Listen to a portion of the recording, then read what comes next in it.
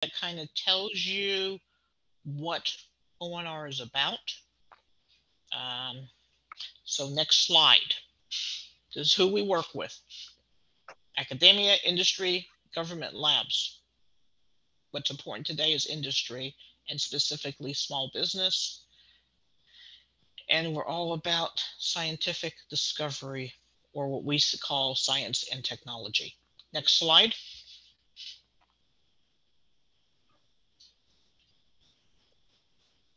Can you see it? Not yet. Okay, let's try.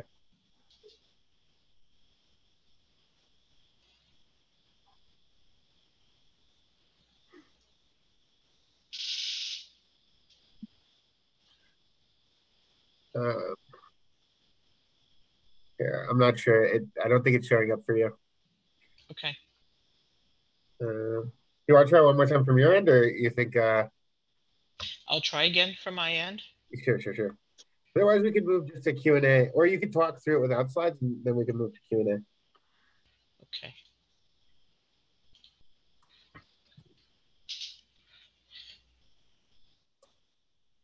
Yeah, I can't get there from here. Let me stop sharing. Let me pull up my PowerPoints without sharing and seeing if that works.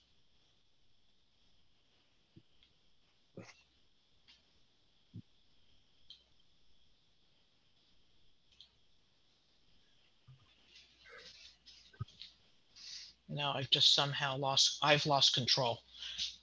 Okay. Why don't you go just through the first 10 slides, about the first 10, and that will tell you, that'll give a sense of what ONR is about. Ah, there we are. I see another one. Keep going. Okay. So I'm on the lessons from history slide now. Okay. Again, this is what our mission is: plan, foster, encourage scientific research. Keep going. Naval Research Enterprise, organizational milestones. Yep, I'm no longer stuck. I see it. So this kind of gives you an overview of ONR in terms of our organizational milestones. What's important to reiterate for this group, that Naval Research Lab is falls under the Office of Naval Research. So for example, if you were to look at my long range acquisition estimate, it would have Naval Research Lab, which is an actual lab. It mostly employs government scientists and does some contracting to support their efforts.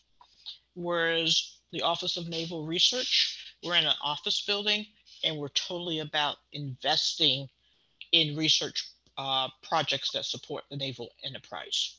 Next slide. This slide, if you're familiar with government and DoD, we don't just receive funds. The funds are divided up into specific categories.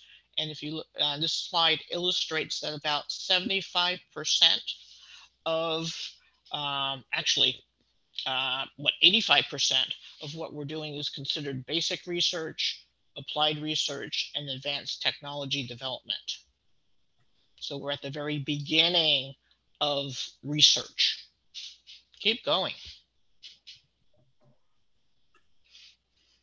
So the Office of Naval Research is divided up into 5 departments, and the next 5 slides for each of those departments will give you more of a fine tune of the types of things that they're working on. Next slide. So this is our code 3031, C4I, SR, and targeting. And these are all the areas that fall within there. So if you're a company out there and these are the areas that you're working in, you're going to want to be looking for money from this department. Next slide, we'll go take a quick look at 32. So this code 32 is called Ocean Battleship Sensing. These are the areas that they're investing in research. And I'll give some one very important example for ONR is that the discoverer of the Titanic He has done a lot of research projects with ONR and works very closely with him. Ballard is his Robert Ballard, for you water people. Okay, keep going. But these are all the areas. Code 33 is divided up into basically 3 areas: the undersea weapons and payloads, advanced naval platforms, and advanced naval materials and manufacturing. So we have a manufacturing technology program, for example, that falls under Code 33. Next.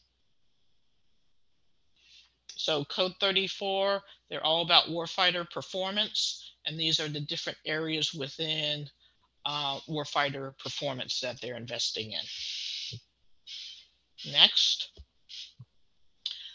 Code 35 is our air warfare and weapons. This particular department of all of our departments is most heavily invested with large business. However, there still are areas where small business contributes, either on some of the smaller projects, areas that we have found a company is really good at, and also in terms of subcontracts is with Code 35. Keep going. This gives you the ONR Organizational Chart. So over on the left side are those 5 various departments.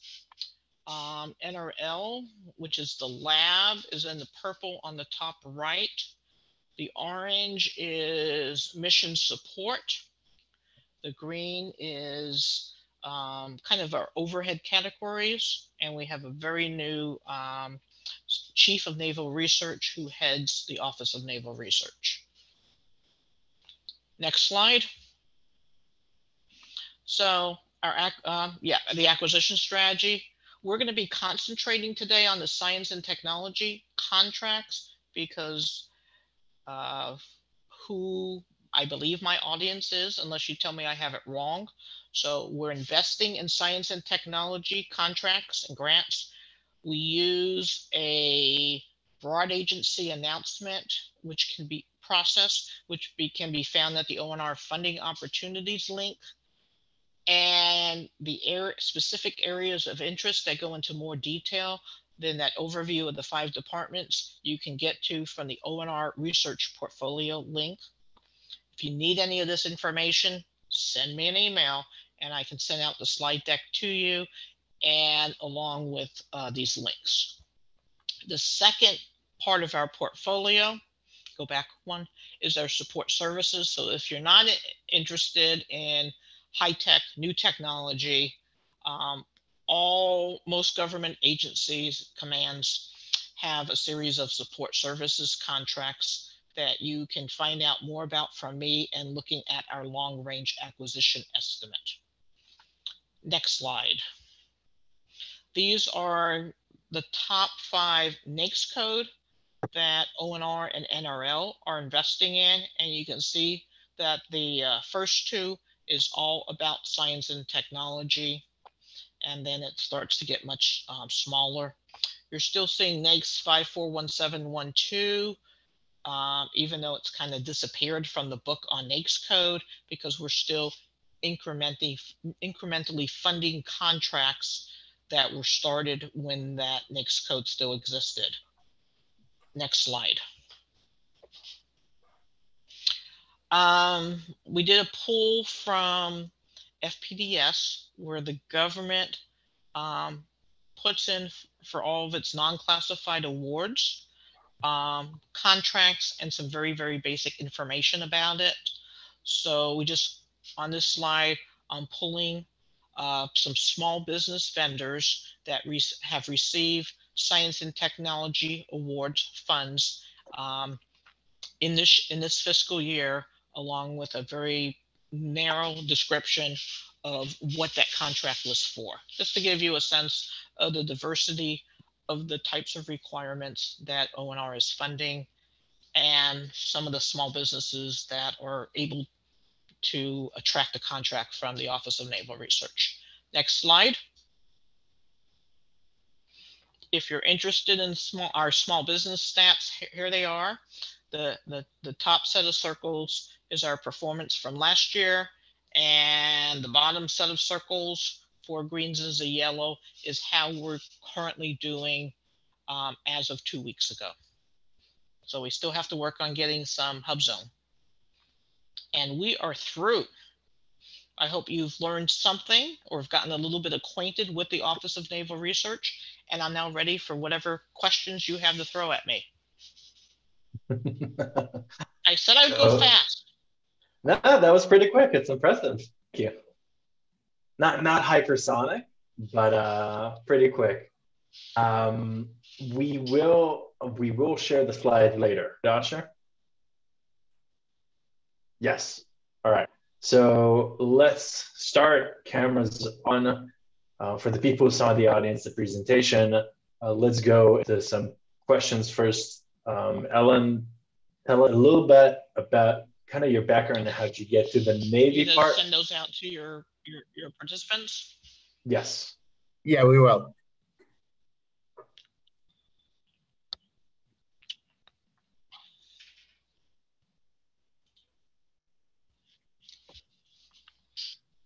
So Ellen, tell us how you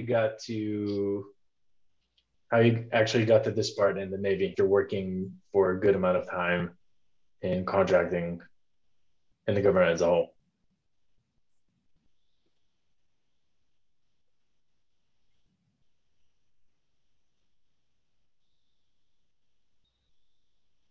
Okay, you're breaking up, so I'm not hearing the question.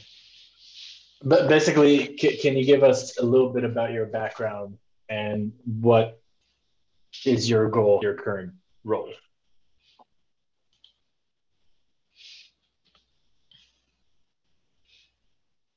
Can you hear me okay? I can hear you.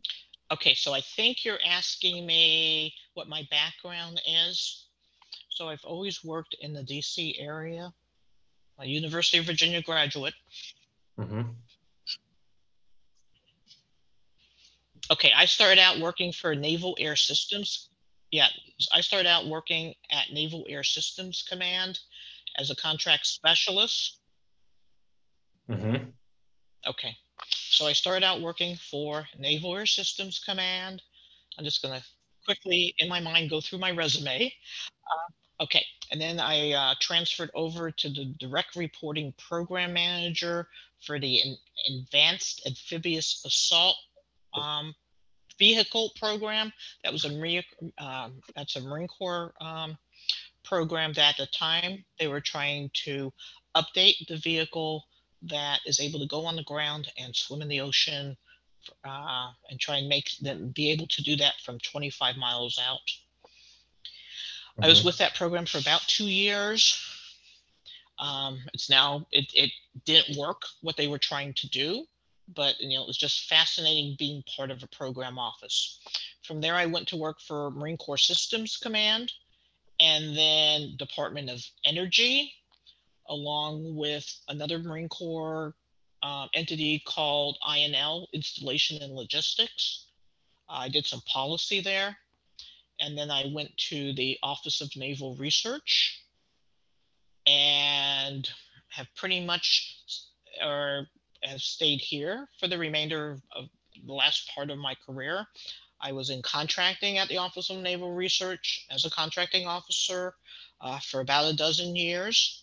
And then I got the opportunity to do the small business gig. And that has just been full of great opportunities for me to try and make an impact on our small business program. And I've been doing this now for almost 3 years. So tell us and the people in the audience how the process looks like to commercialization within the Navy. Like, how does that actually look like? Commercialization? Yes, from the process of engaging with small business, the contracting, all the way through commercialization. Okay, that's a hard one for me to respond to, since most of the work at Naval Research is at the beginning of the process in terms of investment in science and technology. A lot of our investments are with schools via the grant process to give them seed money to explore types of projects that 20 years later may benefit the Navy. And then our work with business is also on that tail at the beginning end of investment. Um, Mm-hmm. when it comes to investment in the Office of Naval Research, we're probably talking more about the SBIR, STTR program, which for the Mm-hmm. Navy is headquartered at ONR, but treated separately from the small business program. Mm-hmm. And for that, I mean, the SBIR STTR program is all about um, investing in projects that would lead to commercialization, either within the Department of Navy or Mm-hmm. out there with industry. So they're further along that 6.1 to 6.7 curve in terms of products. The products that ONR is investing in is more, I'll say, breadboard in terms of showing the capability for being able to do something.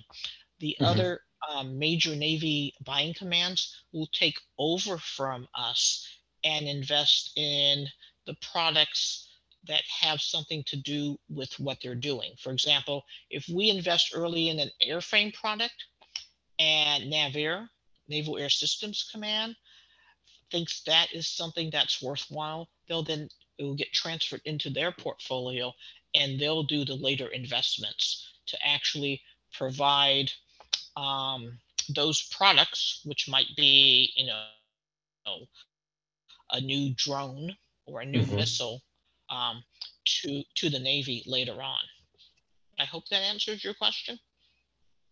So Yeah, so it sounds like you're very focused on making earlier bets on things that you want to develop yeah, downstream. we're more in the services phase of investment versus the product phase.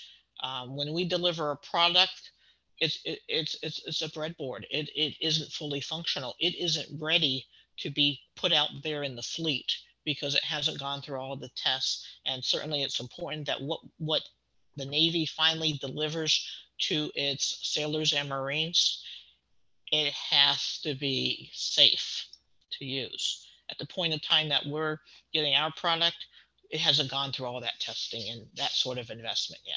Ours is more showing a future capability. Hmm. Okay. So, what are kind of things you think small businesses or earlier stage startups should know about you? What are common misconceptions that people have about you that you'd like to debunk here? Okay. So I guess one thing that is important is that there's a difference between the Navy's and ONR's SBIR, Small Business Innovative Research program, along with the sister program STTR, where it's kind of like an SBIR, but you're also working with a university, and the overall um, ONR investments in technology. The SBIR STTR program, they're getting its funds through taxing the various commands. So just a Mm-hmm. small percent of our budget is actually spent on SBIR STTR. But we use a broad agency announcement process where we indicate what issues and challenges the Navy is has and where we would like to invest, and then we're looking for industry to give us that solution in terms of a new mousetrap that might provide a solution for those Navy programs. So more of the ONR's funds are in very basic science and technology, where we're Mm-hmm. investing mostly with industry than through the SBIR STTR program. And it sounds like most But people you are could only be an focusing SBIR on STTR SBIRs. contractor. What I say to those folks is also look at our right. A lot of folks are, but also look at the research challenges that we have on the website to see if you can go beyond the SBIR STTR program to get Mm-hmm. additional funds to fund what is a fit between what the Navy needs and your firm's capabilities. Mm-hmm. Use Are us to there invest in you. So are there common mistakes that you see that companies do, or common misconceptions that people make in trying to work with you, the things that get them automatically disqualified, or things that they shoot themselves in the foot even though they're a good company? A lot of small businesses will say, "Oh, you're not setting, yeah, you're right, right." So we know that a lot of American innovation comes from small business, but because under the broad agency announcement process, we don't set things aside. So it's different ideas competing with each other. It's not large businesses competing with small business. Everyone's competing. Everyone has an opportunity, whether you're a small business or a large business, to receive a research contract from ONR. Mm-hmm. For the small businesses that haven't done much business with the Navy or DoD, our contracting officers are very good at holding your hand and walking you through the process, because um, receiving a contract from the US government is difficult. Congress Mm-hmm. puts a lot of rules, and there's a lot of things that contract, there's a lot of information that will ask of you, we'll keep it protected, but Congress says, you need to get this information in order to award a contract. So, for example, you can't be delinquent on your taxes to receive a U.S. government contract. There are other, you could be delinquent on it and receive something else from the government, meaning what's called an OTA. But to receive a government contract, you can't be delinquent on your taxes. So that's a rule Congress makes. It Mm-hmm. makes a lot of sense to me as a taxpayer that before the government gives you money, your organization has to be paying its fair share of taxes. But for Mm-hmm. some, that might be a showstopper, because there's a lot of other things that Congress is interested in making sure you do in order to receive a contract and additional funds from the government. So Does it that sounds kind of like make sense? even if you're a small business, you shouldn't fear applying to BAAs, even though bigger companies are applying. They're applying too, but we make our small business goals not because of what we're doing in support services. It's because the investments that we're making with small business through our broad agency announcement process. Because it's you guys out there that have a lot of these ideas. And frankly, it's also usually a lot less expensive to work with a smaller company than a larger company. Your overhead rates tend to be smaller because you are smaller. Mm. I should say lower because you're smaller. Okay. So, But we don't make so our but we don't make our decisions based on how much it costs. I mean, that plays into the equation. What we're really interested in is the best new technology for the Navy. It's always about defeating the enemy. so how do you judge that? Because a new technology is riskier and is less obvious. So how do you judge if a new technology has merit? Okay, so our program officers are tasked with doing source selection, picking proposal for which they want to fund. So they're interested in kind of the resume of the PI who would be heading whatever project the company wants us to help fund. So we're also looking for some sort of track record in terms of the PI. Um, and we're looking for those fresh new ideas and your ability to convince us that yes, not necessarily that the new technology is going to work, but we're going to find out about it. We're investing in the knowledge. So a lot of these contracts are called cost plus fixed fee contracts, Mm-hmm. because it's the knowledge that we're investing in. Hopefully, to find things that will work, but we're also receiving knowledge when something doesn't work. Oh, we've explored that, and this is what we learned from that exploration, and maybe Mm-hmm. we should switch gears a little bit. So the program officers who are experts in those areas are making those selections. Um, they have a portfolio that they're investing in, and it's to expand that portfolio. I will admit a lot of them aren't risk takers, but a lot of them are, in Mm. terms of making those choices. It's interesting. It's interesting that you say that, because a lot of companies we speak with have this impression or bias, thinking that a lot of agencies are interested in funding technologies that they've heard of or technologies that they know. And here you're saying actually bring in new ideas and moonshots. Yes, exactly. So it isn't the mousetrap that's already been invented. What's something that's better than that? Or what's an alternate approach? And is there a way that somebody should describe it? What are things that you need a company to focus on when they address you? What is a focus that helps you make a decision? Okay. So what you don't want to do, I hate starting with a negative, is just send in a proposal to the Office of Naval Research, because you're spending your overhead and a lot of money when you put that research portfolio together. Instead, what we want you to do is contact the program officer and wow him with what you can do. Look at what they're trying to invest in to solve a naval problem, and then how can your company make a contribution to help solve that problem? So, Because they all mhm. receive lots of emails every day, and they're going out to conferences, and they're doing lots of things, so they don't have a lot of time to spend. They don't want you approaching them and asking the question, what do we want them to do for you? We want you to say what you can do for us. So a client or a company needs to say, hey, you're having this problem in this area. You've said this problem. Here's how I can solve it. Is this relevant or not? Yes.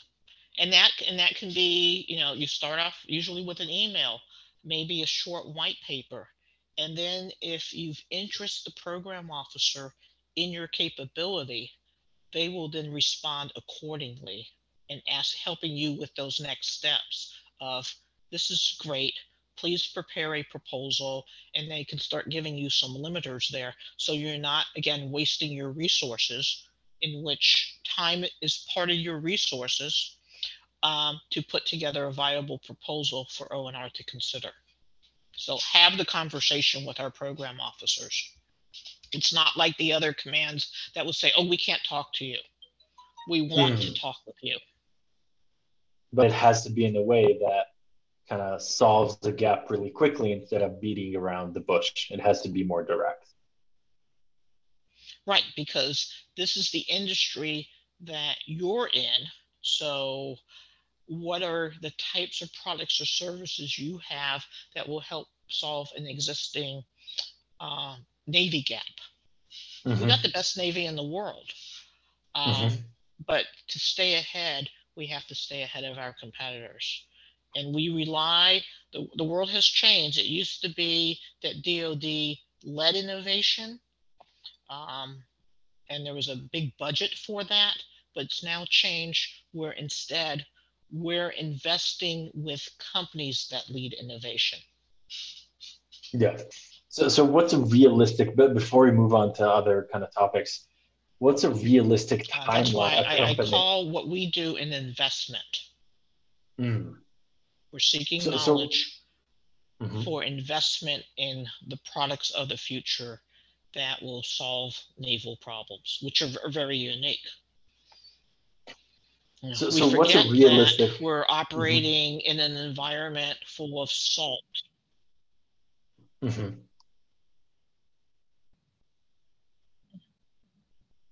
So let's say, how much funding should a company, So how much funding should a the way company Congress has expect? set up our budgets, if you don't spend it, you lose.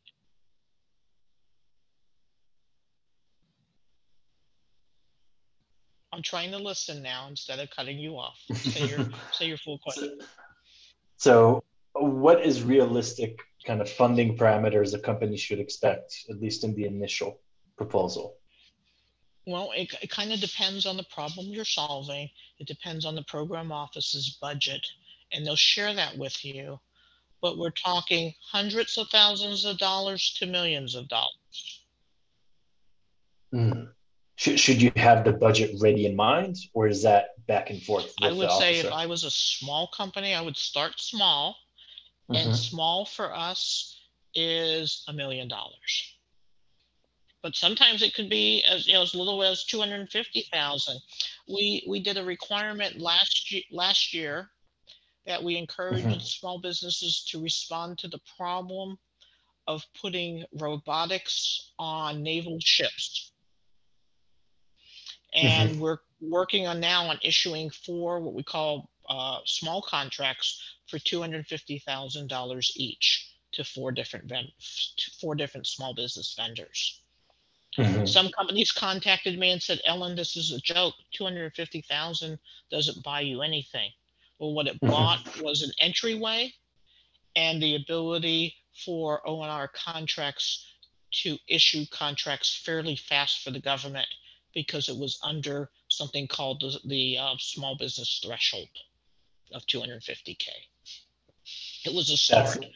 Some companies contacted me and said, "Well, we burned $250,000 in a month. That doesn't accomplish anything."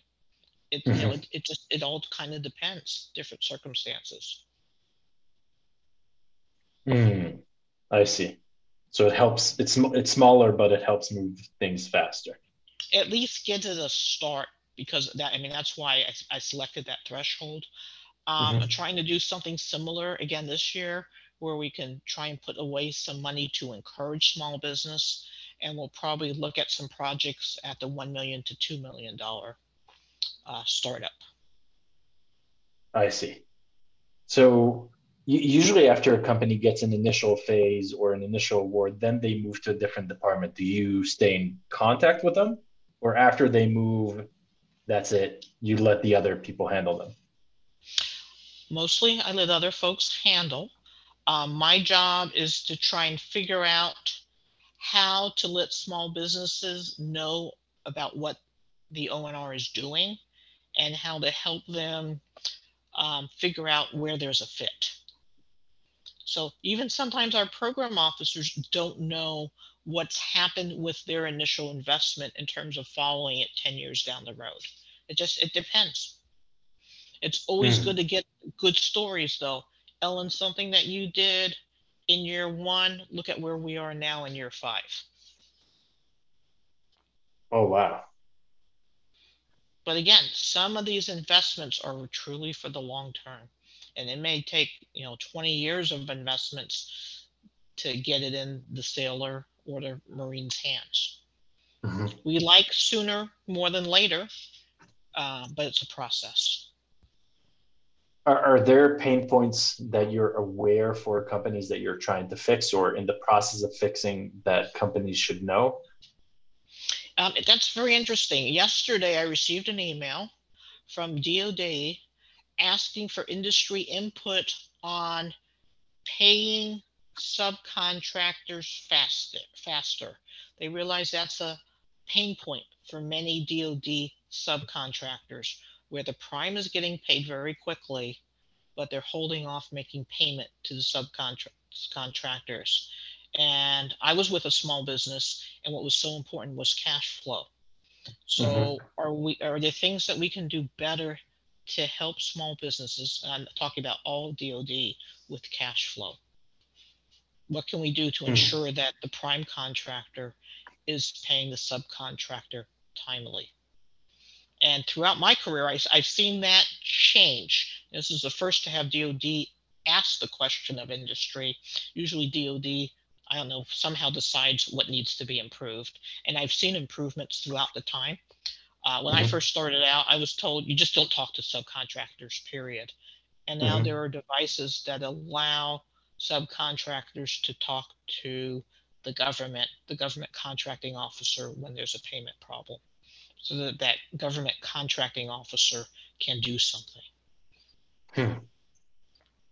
So what are kind of the technology priorities, or you'd say major focus areas or vectors for the rest of 2023, 2024? Gosh, I'm not a technologist, So I always rely on looking at my web pages to see where ONR is making investments and where there are BAA calls. There's been a lot of churn in the last few years about artificial intelligence, but I mean, those are the kind of the canned things, on the advanced manufacturing techniques.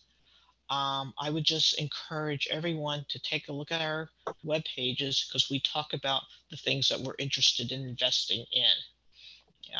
It's less important what's hot. It's what are you doing as how it matches up to the ONR funding portfolio, the things that we want to invest in. So I'm not doing a good job answering your question. I apologize. But I'm more of a business person versus on top of where all these investment areas are.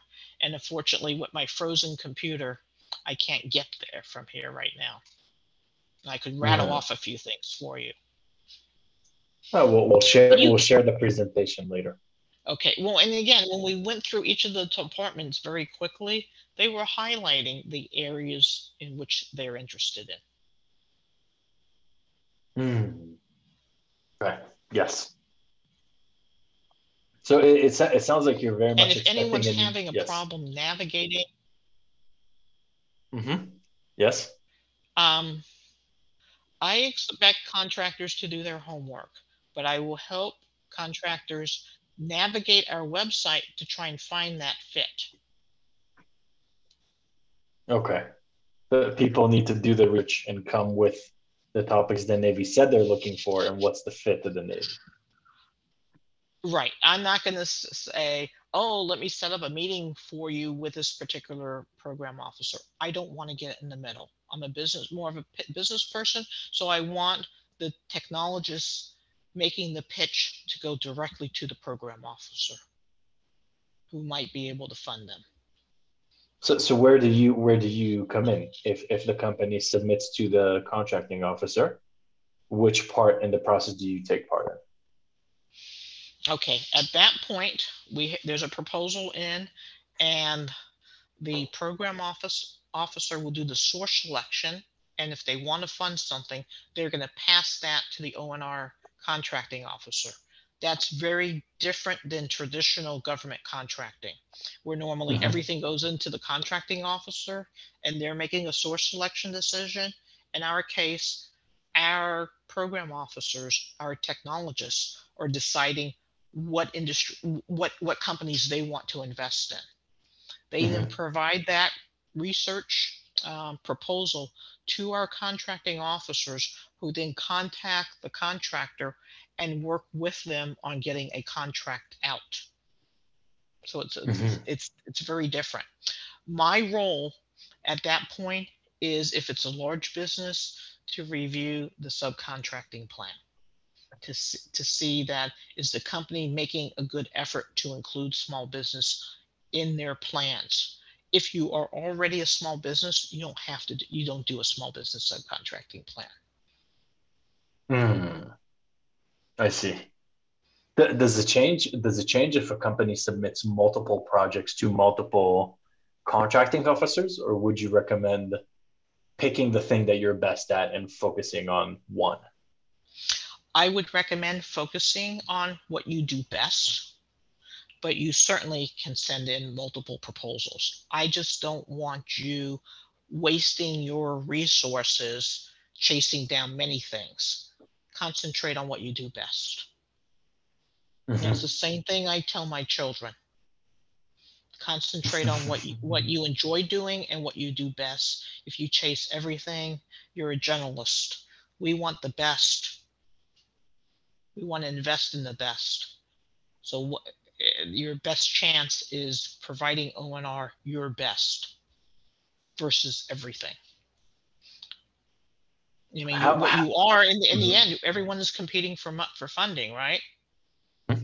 Yes. And you don't have unlimited resources. So focus on what you do best and find that fit within ONR and NRL. On my screen, it gives you 5 different activities: Naval X, ONR, Naval Research Laboratory, ONR Global, and PMR 51. But I emphasize ONR and NRL because those are the 2 parts of the organization that have the deepest pockets. If you're in industry, it's about maximizing your profit, right? We learned that in business school. You can only maximize your profit by not chasing. It's about bringing in the work and not spending a lot of overhead on work that you probably won't be able to get. Okay. So before we finish, let me see some. One question that comes up is, does the ONR Small Biz Division also manage other SBIRs from other Navy services like NAVAIR, NAVSEA? Is it concentrated in one place? Okay, so the head of the Navy SBIR STDR program is administratively located at ONR. But he has program managers from SBIR STTR at all the major Navy commands. So I see. NAVAIR is going to pick its SBIR proposals, topics, and which ones it's going to fund. NAVWAR is going to pick theirs. Every entity picks its own to fund, and then it sends it off to contracting, which most often happens through the Naval Air War Center up in Lakehurst. Will actually do the contracting for most of the SBIR program. Because again, it's a very small part. It's a very important part of the Navy budget, but it's also a very small part. Okay. But the good part about that program, it's all reserved for small business. Nice. Let's see. I'm trying to find questions that are general, so it might fit more people. Okay, but if people do have specific questions and they want to contact me or get on my email distribution list, all they need to do is email me and I will respond back. Awesome. My conversation with your participants doesn't have to end today, in other words. Totally agree. We're going to be sending the email and the presentation afterwards when we're going to send it out. And we're probably going to send the recording. Someone is asking, what's going to be the future policy for the Navy when it comes to open topics? Okay, so the SBIR program for the first time is doing an open topic. I don't think we know what the future is until we complete the experiment and see how that goes. And I'm not an SBIR expert. I just know that we're releasing the first open topic. So I think it's too early to judge where that future is.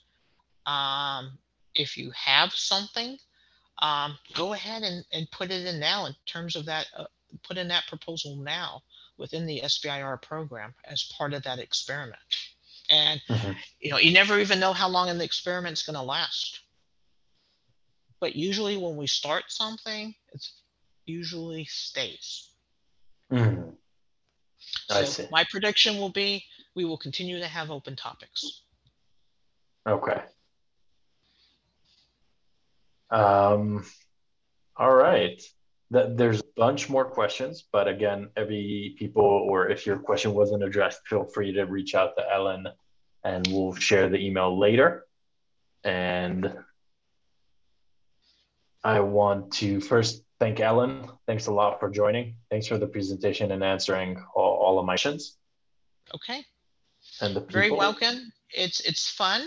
It's also very exciting, especially when I'm not expecting a question and I have to think about it.